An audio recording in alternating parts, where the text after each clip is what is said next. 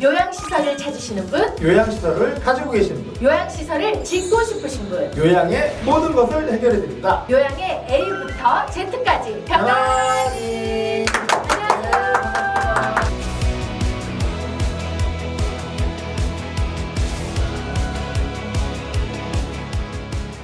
네, 오늘 저희 네. 편안히는요, 희망 퇴직 후 제2의 인생은 이라는 주제를 놓고 이야기를 나눠보도록 하겠습니다. 실은 어제 오늘 사이에 언론에 되게 많이 대두되고 있는 주제가 2023년도 세계 경제와 관련된 전망이 네. 좋지가 않아서 특히 지금 금융권들이 희망퇴직을 엄청나게 지금 받고 있다고 하는 게 이슈예요. 저는 이제 희망퇴직을 한다 그러면 50세 전반에 퇴직을 한다. 그럼 보통 요새 85세에 돌아가셔도 후상이라는 표현을 못 써요. 50세 초중반에 은퇴를 하시면 돌아가실 때까지 30년이 있잖아요. 30년을 뭘 하죠? 진정한 은퇴가 되려면 자기가 일을 안 해도 재산이 계속 늘어나야 된다는 게 되게 중요한 거거든요. 그러니까 예를 들어서 그 금액을 자산이 줄지 않으면서도 쓰거나 연금이나 부동산 소득을 통해서 그게 메꿔질 때나 은퇴가 의미가 있는 거지. 네. 아닐 경우에는 이렇게 완전한 은퇴가 쉽지가 않아요. 제가 이제 이 화두를 던진 가장 큰 이유가 뭐냐면 클라이언트 분들이 가끔 저한테 상담을 할 때가 있어요. 제가 이제 은퇴를 하려고 하는데 어떤 일을 하면 좋을까요? 저한테 제일 많이 말했던 직업 베스트 3가 있습니다. 첫 번째 치킨집, 두 번째 카페.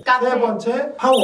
여러 가지 업종이 있어요. 근데 네. 다 좋죠. 하지만 아시다시피 경쟁이 엄청나게 치열합니다. 10군데 중에 9군데 망하고요. 그래서 이분들한테 요새 권유하는 게 요양시설입니다. 지금 여러 가지 난관이 있어요. 네. 정부 규제가 심하지 않느냐, 거기 가는 건 고려장애라고 생각을 한다, 또 돈이 많이 들지 않느냐, 여러 가지 이슈가 있는데 제가 희망퇴직 후 제2의 인생을 여시려는 분들한테 다시 한번 추천드린 게 요양시설 한번 검색해보세요. 그리고 딴 데 연락하실 필요 없고 편안히에 연락하시면 됩니다. 그러면 네. 저희가 각자가 가지고 있는 재산 상태라든지 가족 구성원이라든지 여러 가지 니즈를 봐서 맞는 것들을 추천을 해드릴 거예요. 앞으로 우리는 전부 다 늙어가고 앞으로 시설은 엄청 많이 필요로 합니다. 지금 한시적으로 정부의 재정 문제라든지 이런 것 때문에 총량제니 뭐니 해서 새로 요양시설 오는데 좀 어려움도 있고 운영하시는 분들도 힘들다고 하는데 이건 어차피 지나가야 될 과제인 거고요. 궁극적으로는 대한민국은 요양시설이 늘어날 수밖에 없어요. 그리고 그 역할은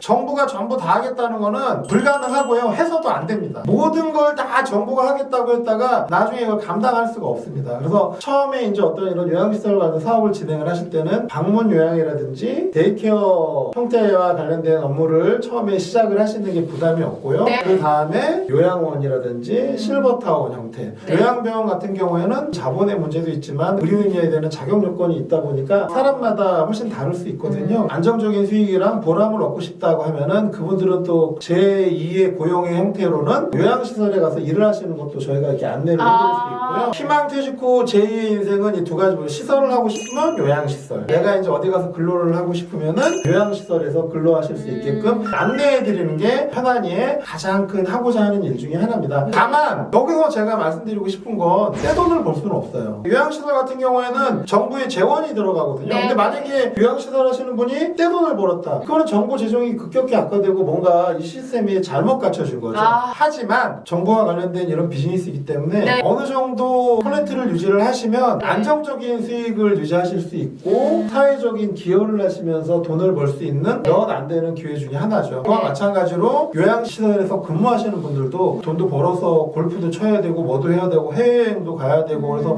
급여를 좀 많이 받아야 되는데 그럼 요양시설 근무는 제 생각에 맞지 않습니다. 요양시설 근무는 급여가 그렇게 크진 않아요. 그쵸. 하지만 네. 자기 만족도 가지실 수 있고 봉사와 관련된 기여도 하실 수 있고 네. 분명히 장단점이 있고 이런 부분과 관련해서 미리 인지하신 분들이 이쪽으로 제2의 인생을 찾으면 좋겠고요. 네. 만약에 그렇게 말한 장단점을 내가 분명히 인지를 했고 요양시설을 운영하고 싶다. 요양시설에 근무하고 싶다. 그런 분들은 편안히를 통해서 원하는 정보를 얻어가시기 바랍니다. 편안히는 요양시설을 짓고자 하시는 분들의 A부터 Z까지 다 해드립니다. 정말 사실상 노후에 떼도 벌면 또 해도 뭐 하겠어요. 예. 사실상 우리가 죽음으로 가는 그런 예. 시기잖아요. 어떻게 보면 그 노후에 소소하게 용돈벌이 정도로 내가 충분히 벌면서 보람된 일을 하면서 마지막 생을 마감하는 게 정말 아름다운 삶을 마무리하는 방법이지 않을까라는 생각이 드네요. 오해가 있을까봐 네. 보완을 하자 그러면 용돈벌이보다는 맞죠.